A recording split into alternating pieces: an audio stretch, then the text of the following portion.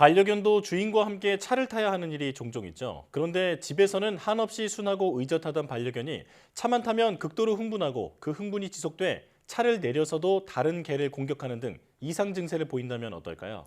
차만 타면 돌변하는 두 얼굴의 반려견은 목줄을 이용한 엎드려 교육으로 바로잡을 수 있다고 하는데요. 오늘 슬기로운 펫생활에서 준비했습니다. 함께 보실까요?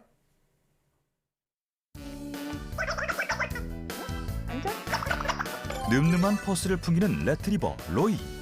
로이는 집에서 얌전한 친구인데 밖에 나가면은 다른 모습을 보여가지고 하지만 차를 타면 180도 돌변. 쉴 새 없이 짖는 건 물론 낯선 반려견들에게 공격성까지 표출한다는데 차를 타면 짖는 반려견의 문제 행동. 슬기로운 펫생활에서 알아봅니다. 오늘의 주인공을 찾아간 곳은 경기도 성남시인데요. 안녕하세요. 안녕하세요. 네, 들어오세요. 이 친구 이름은 로이예요. 5살인 친구고요. 리트리버 친구입니다. 첫인상부터 늠름한 이 친구가 오늘의 주인공 로이입니다. 낯선 제작진에게 먼저 다가와 인사를 건네는 녀석. 정말 귀여운데요. 평소 보호자에게도 애교가 넘친다는 로이. 의젓하고 얌전한 성격까지 가지고 있다는데요. 로이는 보통 혼자 놀거나 평소에 잠이 많은 친구여가지고 저희가 그냥 다른 일 하고 있을 때는 주변에서 잠자고 있는 친구예요. 장난감에 푹 빠져있는 로이. 그 틈을 타 보호자가 간식을 먹는데요. 그 새를 놓칠세라 한달음에 달려온 로이. 가! 로이 가! 가! 보호자가 밀어내도 자리를 떠날 줄 모르는데요. 로이가 평소에는 의젓해가지고 가만히 있는데 식탐이 많아가지고 음식 앞에서는 조금 흥분도가 높아져요. 로이도 먹고 싶어? 너도 간식 줄게. 엎드려. 기다려. 시간이 멈춘 듯 미동도 하지 않는 로이인데요. 로이 먹어? 긴 기다림 끝에 찾아온 로이의 천금 같은 간식 시간. 맛있게도 먹네요. 그나저나 로이와는 어떻게 가족이 되신 건가요? 로이는 공장 지킴이로 있던 친구였는데 공장이 부도가 나고 아마 혼자 남겨진 걸로 알고 있어요. 그러다가 유기견 단체에서 구조가 됐고 임시보호 편을 찾더라고요. 그때 로이를 만나게 됐고 정이 많이 들어서 입양까지 결정한 케이스예요. 첫 만남부터 유독 보호자를 잘 따랐다는 로이. 그렇게 보호자와 로이는 서로에게 가장 소중한 존재가 되어줬다는데요. 그렇게 보호자의 사랑을 듬뿍 받으며 자라고 있다는 로이. 언뜻 보기엔 별다른 문제점이 보이질 않는데 대체 어떤 문제점이 있다는 걸까요? 로이는 집에서 얌전한 친구인데 밖에 나가면은 다른 모습을 보여가지고 도대체 어떻게 하는데요? 그 말로 설명하기가 좀 어려워서 저랑 같이 밖에 나가서 한번 보시면 좋을 것 같아요.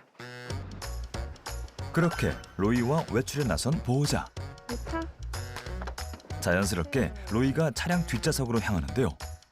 그런데 로이의 표정이 심상치가 않습니다. 가자. 어떤 문제 행동이 나타날지 궁금하던 찰나. 차가 출발함과 동시에 무섭게 짖기 시작하는 로이.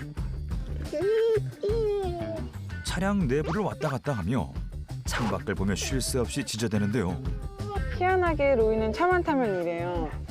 특히나 밖에 지나가는 강아지를 보면은 그 흥분도가 더 심해져요. 이 정도면 캔넬에 태워야 되는 거 아니에요? 캔넬에 한 번은 태웠는데 캔넬 안에서 엄청 난리를 쳐가지고 한 번 발에 피가 난 적이 있어가지고 제가 그 뒤로는 캔넬에 태워서 다니기가 조금 애매하기도 하더라고요. 일반적으로 반려견 짖음은 여러 원인이 있지만 근본적인 감정엔 불안감이 있다고 하는데요. 자신의 불안감을 짖음으로 표현해 경고의 메시지를 전달한다는 반려견들. 그렇다면 로이의 짖음도 어떤 불안감에서 비롯된 것일까요? 그렇게 한참을 달린 끝에 어렵게 반려견 놀이터에 도착했는데요. 그런데 왜 로이와 바로 들어가지 않으시는 거죠? 차에서 내리자마자 들어오면은 조금 흥분도가 있는 상태여가지고 외곽으로 돌면서 여기에 익숙해지는 시간을 주고 있어요. 차에서 흥분도가 높아진 로이를 진정시키는 보호자만의 루틴이라고 하는데요. 가자. 드디어 놀이터에 입성. 신나게 달리는 로이를 보니 물 만난 고기가 따로 없습니다. 없어. 그런데 그때 갑자기 다른 반려견들을 향해 공격적인 태도를 보이는 로이. 끊임없이 짖으며 달려들기 시작하는데요. 결국 보호자가 직접 나서 로이를 강제로 데려오고 맙니다. 로이야, 너 그러면 안 돼. 자꾸 그러지 마. 로이가 지금 흥분도가 좀 높은 상태여가지고 물릴 수도 있고 물 수도 있어가지고 황급히 돌아가는 경우가 종종 있어요. 아휴, 로이야, 어떻게 해야 되냐. 그냥 가자. 대형견이다 보니까 병원도 차를 타고 이동해야 되는 경우가 많은데 로이가 왜 이런 증상을 보이는지 한번 알아보고 싶거든요. 이유를 알 수 없는 로이의 짖음과 공격성. 일반적으로 반려견이 짖는 원인에는 불안성 짖음과 경계성 짖음, 그리고 요구성 짖음으로 나눠진다고 알려져 있는데요. 로이의 문제 원인을 더욱 심층적으로 분석하기 위해 이웅용 전문가를 찾아갔습니다. 안녕하세요. 안녕하세요. 얘가 로이예요? 네, 얘가 로이예요. 어이구, 로이 뭐 문제가 없을 것 같은데 한번 차를 같이 한번 타보시면 알 수 있어요. 같이 한번 타보고 어떤지 한번 볼게요, 상황을. 평소처럼 차에 자연스럽게 탑승하는 로이. 역시나 차를 돌아다니며 쉴 새 없이 짖기 시작하는데요. 위험하시겠어요, 차 네, 타고 이렇게. 이동할 때. 앞으로 나오는 경우가 있어가지고 간혹 위험한 경우도 많아요. 전문가는 이런 로이의 행동을 어떻게 바라봤을까요? 우선은 강아지들은 차에 대한 기억이 좋지가 않습니다. 태어나서 이제 접종할 때 어디로 가요? 처음 병원 네, 가고. 그렇죠. 차를 타고 병원을 가서 안 좋은 기억을 먼저 심어준다는 거죠. 그래서 차에 대한 기억도 안 좋고 차에 타게 되면 흥분이 되면서 짖다 보니까 자꾸 짖었을 때 사람들이 나타났다가 사라지고 하기 때문에 지키는 훈련이 자연스럽게 돼요. 그동안 로이는 차를 지키기 위해 계속 짖어왔던 건데요. 일반적으로 반려견들은 짖음을 통해 자신의 영역에 들어오는 대상자에게 경고의 메시지를 전달하는 건 물론 스스로 불안감을 해소시킨다고 하는데요. 그렇다면 차에서 짖고 흥분하는 로이에겐 어떤 훈련이 필요한 걸까요? 자, 오늘 시킬 훈련은요, 엎드려 훈련이에요. 이 엎드려 기다려는 아이들의 흥분도를 낮추기 위한 훈련 중에 하나이거든요. 우선은 리드줄을 하나 더 착용을 해서 두 개를 착용하나요? 네. 제가 뒤에서 줄을 잡고 있고 견주님이 이 다른 리드줄 하나로 아이를 엎드려 교육을 시킬 겁니다. 오른손으로 잡고 이 왼손을 잡고요. 이렇게 뒤쪽으로 천천히 누르면서. 지금 로이가 버티고 있는 게 고집이에요. 로이가 이제 보호자랑 갖고 있을 때 고집. 이라고 보시면 돼요. 이 상태에서 그냥 쭉 눌러야 되는 거예요, 이렇게. 이 아이의 고집을 꺾어주면서 보호자를 서열을 올리는 단계예요. 그래서 이런 훈련을 할 때는 음성, 간식은 있어서는 안 돼요. 보상은 절대 하지 않습니다. 한번 해보실게요. 이번엔 보호자가 직접 훈련에 나설 차례. 엎드려 시킬게요. 자, 쭉 누르고 계세요. 리드줄을 밑으로 끌어내리며 반려견의 엎드려 행동을 유도시키는 건데요. 힘주고 계세요. 오케이. 자, 다시 돌게요. 네. 다시 그 앞에. 어떠한 소리도 내지 않은 채 리드줄로만 명령을 내리는 보호자. 이제 엎드려를 저희가 시켰잖아요. 이제 두 번째 훈련은 차로 이동을 해서 이런 훈련들을 비슷하게 교육을 진행을 할 겁니다. 이번엔 차에서 엎드려 훈련을 응용해 볼 차례. 자, 이 줄을 야외에서부터 아이에게 2개로 한 이유가 있습니다. 하나는 이 시트 안쪽에 줄을 묶을 겁니다. 줄 하나는 보호자 앞에 잡고 있을 거예요. 이 차 안에서는 그냥 보호자님이 하고 싶은 대로 하고 계시다가 로이가 일어나면 계속 눌러주는 훈련만 해주시면 되세요. 하다가 아이가 일어나거나 그러면 차를 멈추시고 줄을 잡고 천천히 엎드려 시킨 다음에 다시 출발을 해주시면 되세요. 이거는 엎드려에 대한 훈련보다도 아이가 여기서 안정감을 찾을 수 있게 만들어주는 훈련이라고 보시면 더 이해가 쉬울 겁니다. 자, 쓰세요. 차량을 멈추고 훈련을 반복하는 보호자. 보호자가 리드줄을 누르자 그렇죠. 그대로 자리에 엎드리는 로이. 또 일어났어요. 쓰세요. 또다시 로이가 움직이자 다시 한번 훈련을 반복하는데요. 어느새 뒷좌석에 얌전히 엎드린 로이. 정말 놀라운 변화입니다. 지금 제가 이렇게 줄을 밟고 있는 거는 시각 둔감화 훈련이에요.